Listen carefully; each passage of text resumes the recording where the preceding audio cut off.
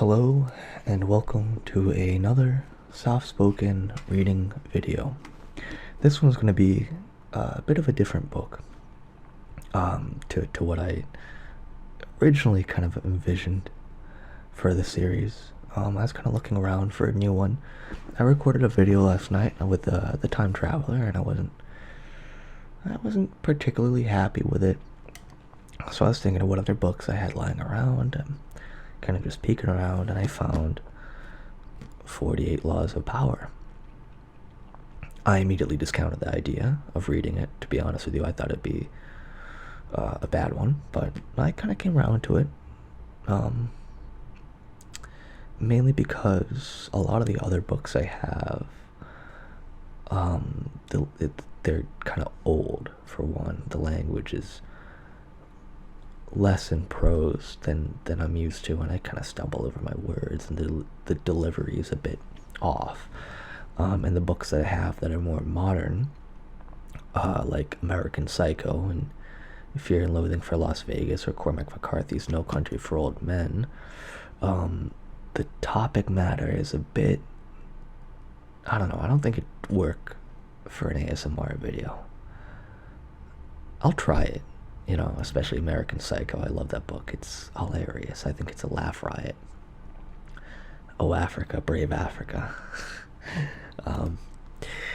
There. But I was looking through the shelf, and I kind of came across 48 Laws of Power, and I just kind of settled on it, I guess. I've got some other coffee table books that once they figure out how to get my camera and microphone set up properly. I don't even have a camera. I'm going to figure out how to do it on the iPhone without using the internal microphone on the iPhone, because it's terrible. But I've got wonderful coffee table books, like a Time Magazine's illustrated, their leather-bound copy of, or leather-bound volumes of The Wild West. Those are really interesting. I've got, typical, nerdy kid coffee table books about like the Second World War and Star Wars cutaways, and the one I really want to record is the one I have on Norman Rockwell, but I want to make sure that's all squared away before I get it out there. I don't want to half-ass that. But this video, speaking of half-assing, this video is not going to feature any background music or noise or anything like that. It's just going to be straight me reading the book. I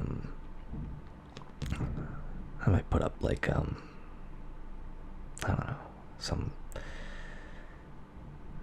random picture or something. I'm not too sure what, but this is going to be one of those videos where you're gonna want to turn it off, put it in background play, and just kind of fall asleep to it. So without further ado, I hope your day or night is going well.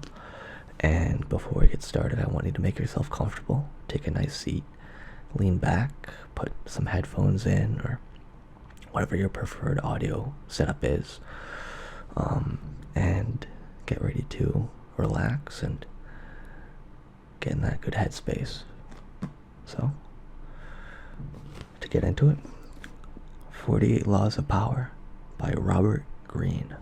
Now, one thing to keep in mind is that the book has some very interesting text formatting, where it'll have proverbs or small stories in the margins, and I will read those before I get into the actual body of text and whatever law of power that is being discussed. The first law does not have any of these, so it will not be an issue. Law 1. Never outshine the master. Judgment. Always make those above you feel comfortably superior. In your desire to please and impress them, do not go too far in displaying your talents, or you might accomplish the opposite, inspire fear and insecurity. Make your masters appear more brilliant than they are, and you will attain the heights of power.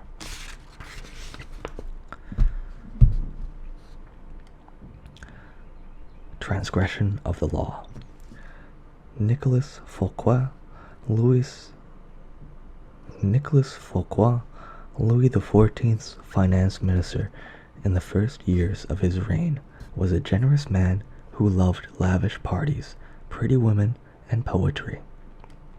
He also loved money, for he led an extravagant lifestyle. Fouquet was clever and very much indispensable to the king, so when the prime minister, Jules Mazarin, died in 1661, the finance minister expected to be named the successor. Instead, the king decided to abolish the position.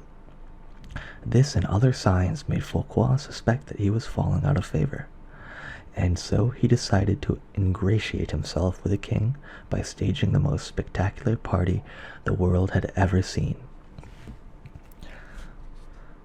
The party's ostensible purpose would be to commemorate the completion of Fouquet's chateau, Vaux-le-Vicomte, but its real function was to pay tribute to the king, the guest of honor. The most brilliant nobility of Europe and some of the greatest minds of the time, La Fontaine, La Rochefoucauld, Madame de Sévigné, attended the party. I'll be honest with you, I'm not French. I don't know how to pronounce half these names. This is why I decided not to read The Jungle, where many of the words are Lithuanian, a language that I know less than French. Molière wrote a play for the occasion in which he himself was to perform at the evening's conclusion. The party began with a lavish 7-course dinner featuring foods from the Orient never before tasted in France, as well as new dishes created especially for the night. The meal was accompanied with music commissioned by Fouquet to honor the king. After dinner, there was a promenade through the chateau's gardens. The grounds and fountains of Vaux-le-Vicomte were to be the inspiration for Versailles. Fouquet personally accompanied the young king through the geometrically aligned arrangements of shrubbery and flower beds. Arriving at the garden's canals, they witnessed a fireworks display, which was followed by the performance of Molière's play. The party ran well into the night, and everyone agreed that it was the most amazing affair they had ever attended. The next day, Fouquet was arrested by the king's head musketeer. I'm going to pronounce it like an American. D.Art Gannon. Enjoy. 3 months later, he went on trial for stealing from the country's treasury. Actually, most of the stealing he was accused of, he had done on the king's behalf and with the king's permission. Fouquet was found guilty and sent to the most isolated prison in France, high in the Pyrenees Mountains, where he spent the last 20 years of his life in solitary confinement. Interpretation. Louis XIV, the Sun King, was a proud and arrogant man who wanted to be the center of attention at all times. He could not countenance being outdone in lavishness by anyone, and certainly not his finance minister. To succeed Fouquet, Louis chose Jean-Baptiste Colbert, a man famous for his parsimony and for giving the dullest parties in Paris. Colbert made sure that any money liberated from the treasury went straight into Louis's hands. With the money, Louis built a palace even more magnificent than Fouquet's, the glorious Palace of Versailles. He used the same architects, decorators, and garden designer, and at Versailles, Louis hosted parties even more extravagant than the one that cost Fouquet his freedom. Let us examine the situation. The evening of the party, as Fouquet presented spectacle on spectacle to Louis, each more magnificent than the one before, he imagined the affair as demonstrating his loyalty and devotion to the king. Not only did he think the party would put him back in the king's favor, he thought it would show his good taste, his connections, and his popularity, making him indispensable to the king, and demonstrating that he would make an excellent prime minister. Instead, however, each new spectacle, each appreciative smile bestowed by guests on Fouquet, made it seem to Louis that his own friends and subjects were more charmed by the finance minister than by the king himself, and that Fouquet was actually flaunting his wealth and power. Rather than flattering Louis XIV, Fouquet's elaborate party offended the king's vanity. Louis would not admit this to anyone, of course. Instead, he found a convenient excuse to rid himself of a man who had inadvertently made him feel insecure. Such is the fate, in some form or other, of all those who unbalanced a master's sense of self, poke holes in his vanity, or make him doubt his preeminence. When the evening began, Fouquet was at the top of the world. By the time it had ended, he was at the bottom. Voltaire. Observance of the law. In the early 1600s, the Italian astronomer and mathematician Galileo found himself in a precarious position. He depended on the generosity of great rulers to support his research, and so, like all Renaissance scientists, he would sometimes make gifts of his inventions and discoveries to the leading patrons of the time. Once, for instance, he presented a military compass he had invented to the Duke of Gonzaga. Then he dedicated a book explaining the use of the compass to the Medicis. Both rulers were grateful, and through them Galileo was able to find more students to teach. No matter how great the discovery, however, his patrons usually paid him with gifts, not cash. This made for a life of constant insecurity and dependence. There must be an easier way, he thought. Galileo hit on a new strategy in 1610 when he discovered the moons of Jupiter. Instead of dividing the discovery among his patrons, giving one the telescope he had used, dedicating a book to another, and so on, as he had done in the past, he decided to focus exclusively on the Medicis. He chose the Medicis for one reason. Shortly after Cosimo I had established the Medici dynasty in 1540, he had made Jupiter, the mightiest of the gods, the Medici symbol, a symbol of a power that went beyond politics and banking, one that linked to an ancient Rome and its divinities. Galileo turned his discovery of Jupiter's moons into a cosmic event, honoring the Medici's greatness. Shortly after the discovery, he announced that the bright stars, the moons of Jupiter, offered themselves in the heavens to his telescope at the same time as Cosimo II's enthronement. He said that the number of the moons, 4, harmonized with the number of Medicis. Cosimo II had 3 brothers, and that the moons orbited Jupiter as these 4 suns revolved around Cosimo I, the dynasty's founder. More than coincidence, this showed that the heavens themselves reflected the ascendancy of the Medici family. After he dedicated the discovery to the Medicis, Galileo commissioned an emblem representing Jupiter sitting on a cloud with the 4 stars circling about him, and presented this to Cosimo II as a symbol of his link to the stars. In 1610, Cosimo II made Galileo his official court philosopher and mathematician with a full salary. For a scientist, this was a coup. This was a coup of a lifetime. The days of begging for patronage were over. Interpretation. In one stroke, Galileo gained more with his new strategy than he had in years of begging. The reason is simple. All masters want to appear more brilliant than other people. They do not care about science or empirical truth or the latest invention. They care about their name and their glory. Galileo gave the Medicis infinitely more glory by linking their name with cosmic forces than he had by making them the patrons of some new scientific gadget or discovery. Scientists are not spared the vagaries of court life and patronage. They too must serve masters who hold the purse strings, and their great intellectual powers can make the master feel insecure, as if he were only there to supply the funds. An ugly, ignoble job. The producer of a great work wants to feel he is more than just a provider of the financing. He wants to appear creative and powerful, and also more important than the work produced in his name. Instead of insecurity, you must give him glory. Galileo did not challenge the intellectual authority of the Medicis with his discovery or make them feel inferior in any way. By literally aligning them with the stars, he made them shine brilliantly among the courts of Italy.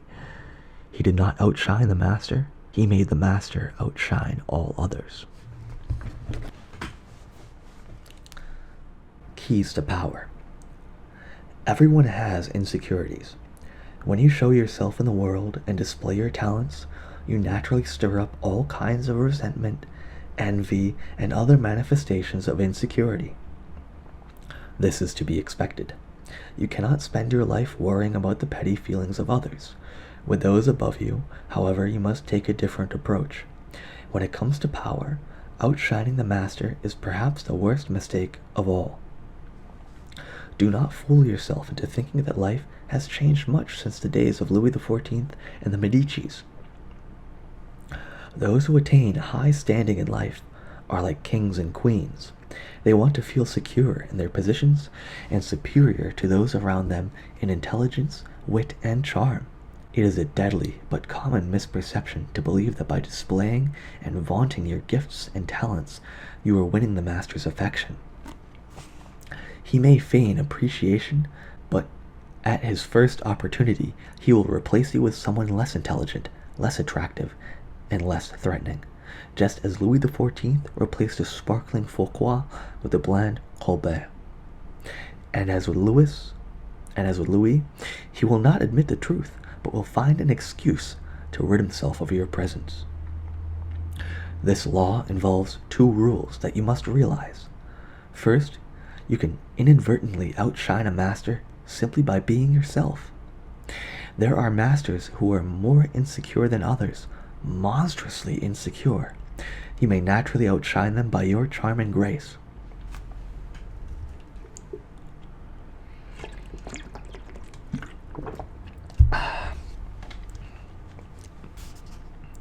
No one had more natural talents than Astore Manfredi, Prince of Veneza.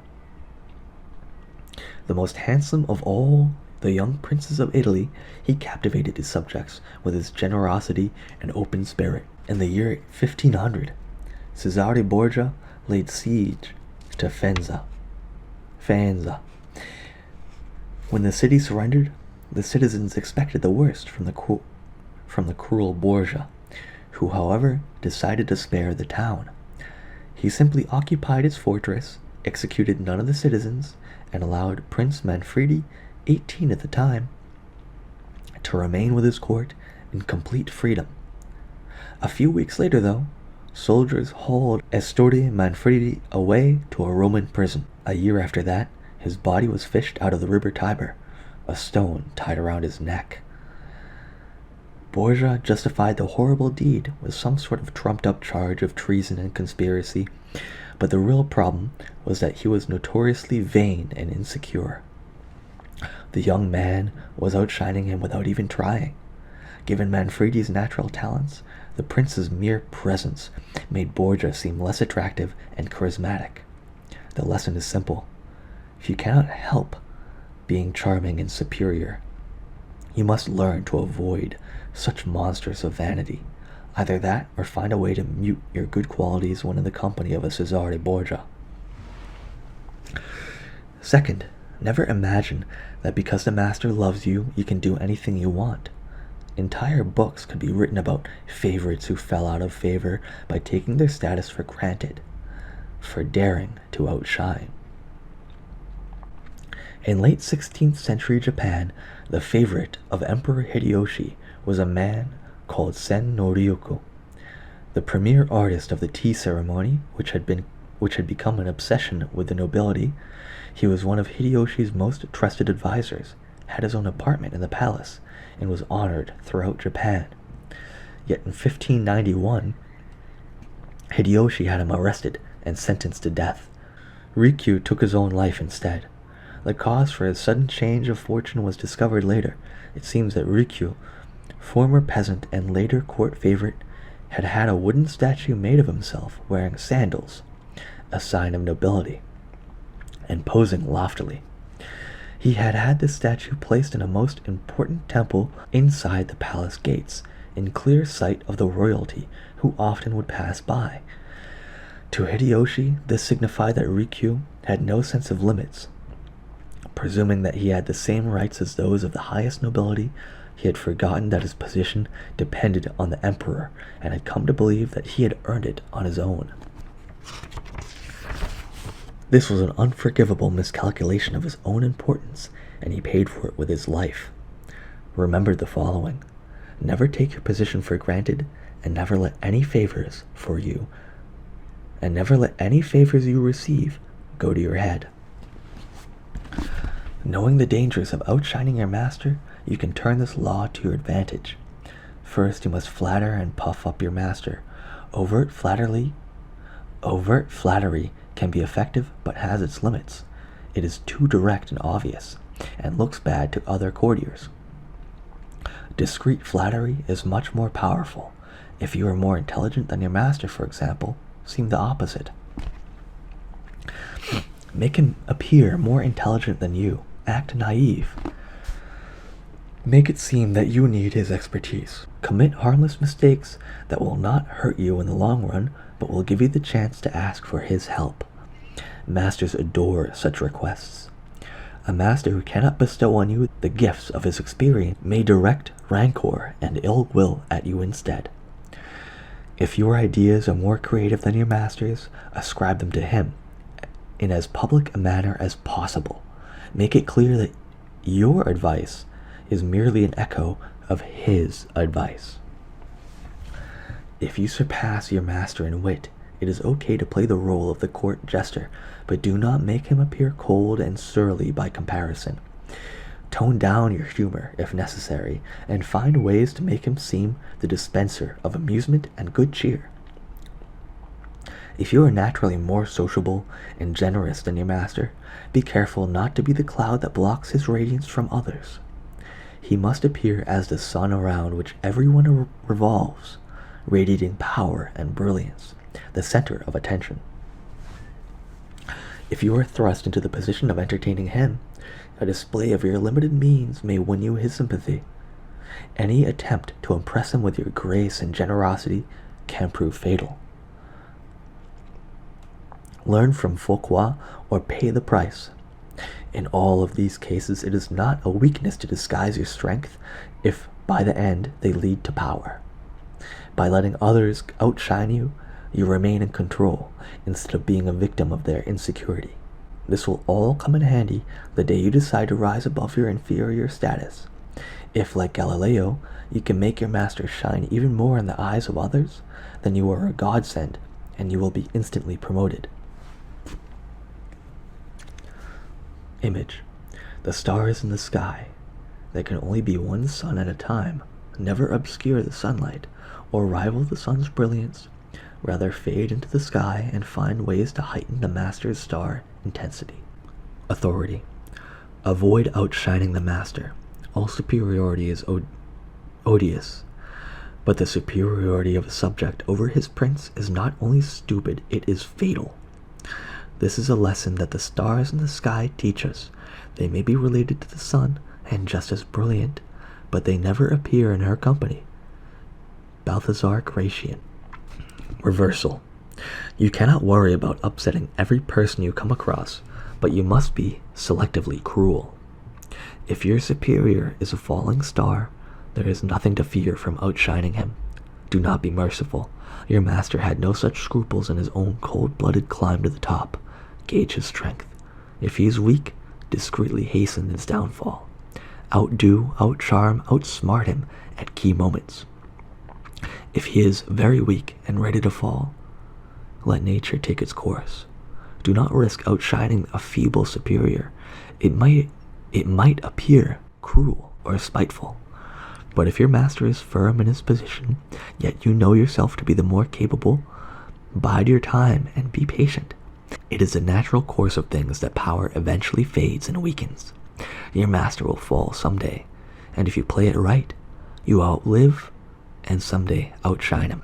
And with that, that's the end of chapter 1 of 48 Laws of Power. I hope you all enjoyed. Honestly, it's a fairly interesting read. I thought it was like, hooey when I first heard about it, but after reading it, it's pretty practical advice. If it's phrased a little bit weird, and I think it's become a bit of how do I put it? Its image has been tarnished by some of the people who prop it up, but that's neither here nor there. Its image doesn't really have too much to do with the contents within it. I think it's got good advice inside of it. So with that, I hope you enjoyed the video. With any luck, hopefully you actually fell asleep by this point. It was relaxing enough. But I hope to catch you all in the next video. Subscribe if you want. Comment, like the video. Have a great night.